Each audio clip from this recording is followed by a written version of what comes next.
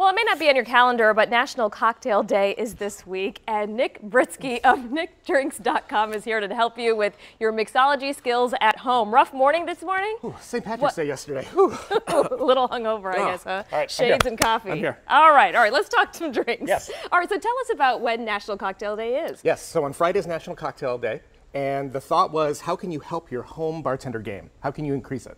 Okay, so let's get to it. What's the difference? You know, we're trying to talk about mixers using fresh juice and something else. What do you like to do? Well, fresh juice really is the way to go. Yeah. And obviously there's some more work that goes into it, but the flavor taste is so different.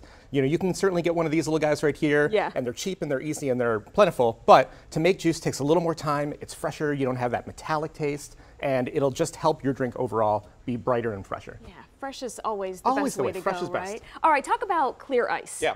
So clear ice actually melts slower. So therefore, if you're putting it like in a whiskey or something like that, you can actually have a longer time to enjoy it. So with that, you can have a cool contraption like this, which just adds more mass to the bottom. Okay. So the top freezes first and all the impurities go to the bottom, and you get a crystal clear piece of ice. That'll be a nice, helpful piece. You can do the same thing with a small cooler. If you just open the top and put it in the freezer, you can pull out that block and just cut it. Oh, wonderful. Yeah. Okay. That's easy enough, right? True cubes right here. True cubes, okay. And so what about, you've got some peels here. Yeah. What are you doing with these? So peels add a ton of flavor. That oil is really, really nice. A lot of that. And you see bartenders all the time will actually peel and put that right on top. What you can do is make something called oleosaccharum. And this is actually, you take sugar and the peels, you pound it overnight with a mallet, let it kind of set, and all those oils get extracted. You mix it up with the lemon juice, and you have this beautiful, bright, flavorful, kind of like adult lemonade. Oh, and so I bet it's probably really intense. It's really intense. You can smell the oils.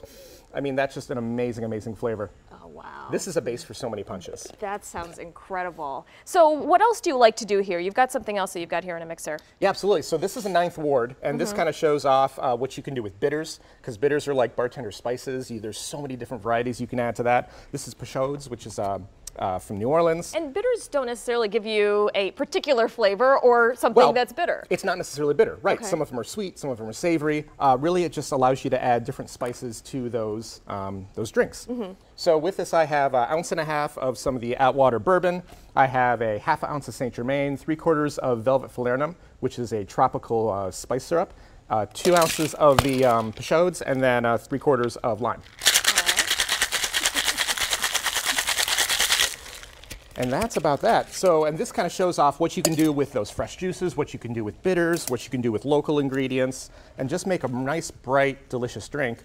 You get that great color, you get those bubbles, and something really simple here. Something simple. All right, so, I'm gonna take a little taste here. Talk about some of the other flavors here that you have. Well, you can go all over the place. You can actually make your own. I have some house-made right there. There's some local stuff. There's actually a guy called Paw Paw that is making a tropical bitters on the west side of the state, and there's even critter bitters, which is Critter Bitters. It's actually made with crickets.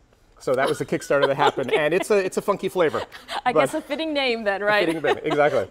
Nick, thank you so much for coming in. Tell us again where we can find you online. nickdrinks.com and at nbritsky on Instagram. All right, thank you, Nick. Amira, over to you. All right, thanks, guys. Well, there's